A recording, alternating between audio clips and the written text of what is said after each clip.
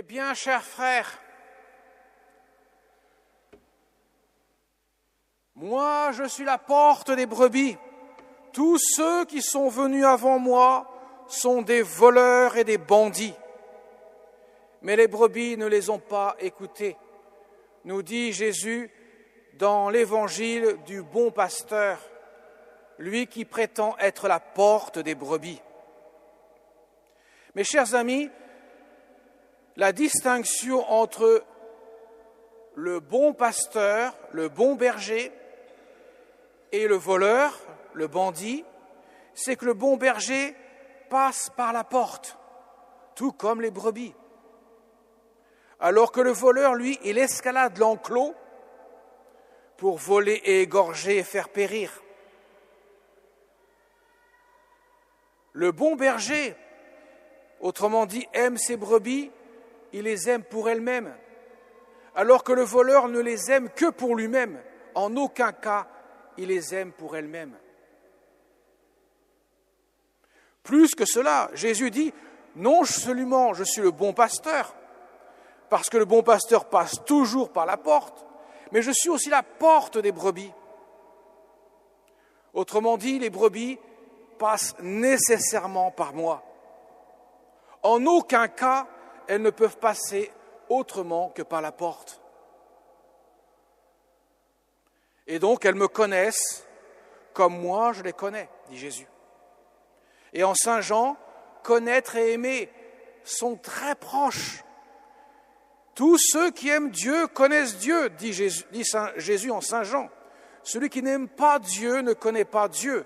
Autrement dit, je ne peux pas connaître quelqu'un sans l'aimer.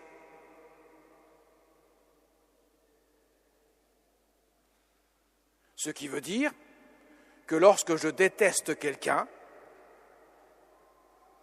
je ne le connais pas, puisque je réduis le peu que je connaisse de ce quelqu'un au mal qu'il a pu faire. Mais la personne humaine est toujours beaucoup plus grande que le mal qu'elle peut faire. Son être ne se réduit pas seulement à ses actes qu'il pose. Et justement, les brebis connaissent le bon pasteur. Elles passent par le même endroit que le bon pasteur, par la porte. Et le bon pasteur va jusqu'à donner sa vie pour ses brebis. C'est lui qui va chercher la brebis égarée, qui n'hésite même pas à laisser les 99 autres pour aller s'occuper de celle qui est tombée dans le ravin, dans la crevasse. Il est celui qui la porte sur ses épaules, parce qu'il est celui qui la porte dans son cœur. Autrement dit, mes chers amis, les brebis reconnaissent le bon pasteur par le don de sa vie. Il donne sa vie pour elle. Alors les pharisiens qui entendent ça, tous ceux qui sont venus avant moi sont des voleurs et des bandits, ils en prennent bien sûr plein leur grade. Jésus leur montre la différence, c'est que vous ne donnez pas votre vie. Vous vous engraissez sur les brebis. Vous êtes comme les voleurs, les mercenaires, les bandits. Mais moi, vous allez assister à mon sacrifice. Ce sacrifice qui va conduire Jésus à donner sa vie pour ses brebis. Lui dont on n'enlève pas sa vie, ma vie, nul ne la prend, c'est moi qui la donne. De sorte que les brebis puissent vivre de sa vie. Vous voyez, mes chers amis, cette image est absolument parlante. Même pour des gens qui ont peu d'instruction, ils comprennent, ils saisissent pleinement l'enseignement du Christ et ils voient très bien où Jésus va en venir. Jésus ne travaille pas pour son compte, entre guillemets, comme le pharisien. Il regarde chacune de ses brebis et les aime d'une tendresse infinie, quelle que soit d'ailleurs leur orientation, car sur le bois de la croix, aucune de ces brebis, y compris celles qui vont s'égarer définitivement, ne sont pas absentes de son cœur. Il les a toutes prises dans son cœur, même si son sacrifice ne servira à rien pour celles qui s'éloigneront de lui. Mais il ne peut pas ne pas aimer. Il est l'être aimant de manière absolue. Et quand il va quitter cette terre, mes chers amis, avant même de mourir d'ailleurs, il va confier son troupeau à Pierre et aux autres disciples qui vont devenir les apôtres. Il va leur montrer comment faire en leur donnant le signe du lavement des pieds. Il va le dire à Pierre, quand tu seras vieux, contrairement que lorsque tu étais jeune, tu n'iras pas où tu voudras forcément aller. Quelqu'un te mettra peut-être la ceinture quand tu seras vieux, mais tu iras là où tu ne désirerais pas aller, et tu le feras par amour. Pour signifier, comme le dira saint Jean dans son évangile, par quelle mort Pierre va honorer son maître. Il va donner sa vie. Et c'est le sens de la vocation. Vocation vient du mot latin vocare qui veut dire appeler. Le Seigneur appelle. Vous savez que c'est la seule intention de prière qui a été formulée dans tout l'Évangile. Jésus a dit, priez le maître de la moisson d'envoyer des ouvriers pour sa moisson. Il aurait pu dire, priez pour qu'il n'y ait plus de guerre dans le monde, surtout en ces temps-ci, où on ne cesse de voir les armes parler. Il aurait pu très bien dire, priez pour qu'il n'y ait plus d'affamés dans le monde. Non, il a seulement dit, priez le maître de la moisson d'envoyer des ouvriers pour sa moisson. Pourquoi en est-il ainsi ? Pourquoi cette intention a plus d'importance que les autres pour être la seule que Jésus donne à ses disciples ? Parce que la vocation est un don de Dieu. Celui qui est appelé n'est pas appelé pour lui-même en tant que tel, il est appelé pour donner ce qu'il ne peut pas donner en propre, à savoir Dieu lui-même. Lorsque le prêtre prononce les paroles de la consécration sur l'autel, il donne Dieu, pas lui-même en tant que tel, mais Dieu, le Christ, donne au prêtre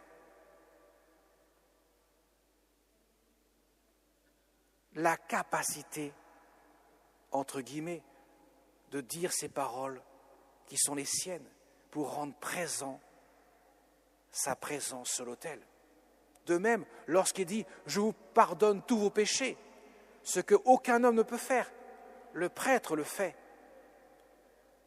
parce que le Christ parle à travers lui. Comme le dira sainte Faustine, « Je suis derrière le prêtre qui te confesse. Je suis derrière le prêtre qui consacre les hosties sur l'autel. C'est moi qui agis en lui. » Voilà pourquoi c'est un don de Dieu et que c'est un don qui dépasse tout ce qu'on peut imaginer sur terre parce qu'elle concerne non pas des choses terrestres, la nourriture, le silence des armes, mais elle concerne l'éternité. Dieu vient à la rencontre de l'homme. Dieu agit par ses ministres, quels qu'ils soient.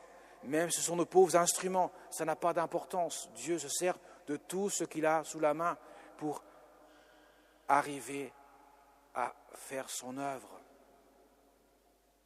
C'est pour ça que c'est si important de prier pour les vocations. Doublement, prier d'abord pour les prêtres qui soient des saints. Le curé d'Ars se disait très bien lui-même, un saint prêtre produira forcément plus de fruits que celui qui mène une vie qui n'est pas en accord avec sa vocation.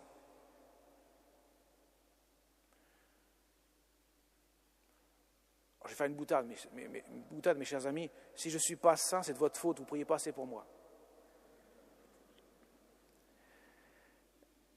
Mais priez aussi pour que les enfants, et Dieu sait qu'il y en a dans cette assemblée, derrière moi, puissent entendre l'appel de Dieu.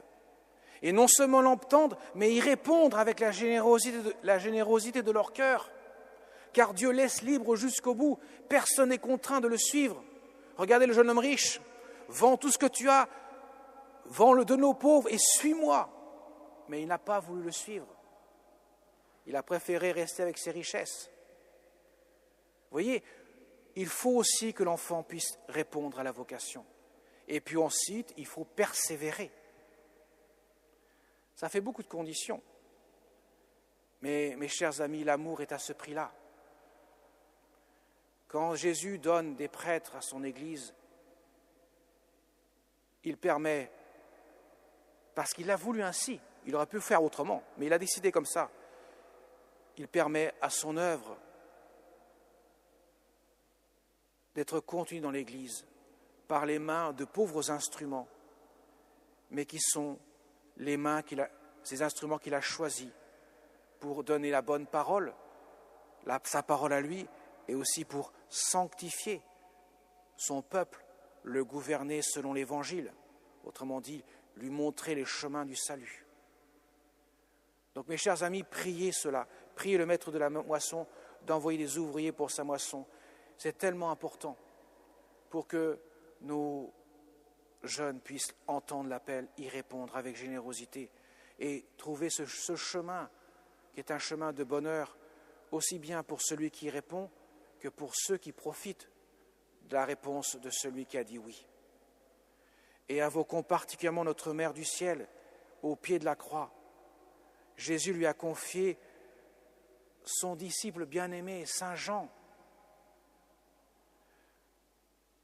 qui va devenir un grand apôtre. Et à travers Saint Jean, c'est tous les hommes, mais aussi particulièrement tous les prêtres, tous ceux qui sont chargés d'enseigner, de sanctifier et de gouverner dans l'Église. Gouverner au sens de l'Évangile, pas gouverner au sens du monde. Il faut donc prier, mes chers amis, pour que Dieu puisse imprégner l'intimité de ces cœurs qui sont chargés de donner Dieu aux hommes, pour qu'ils puissent être ainsi des témoins vivants de la grâce de Dieu, qui désire brûler de son amour les cœurs. Amen.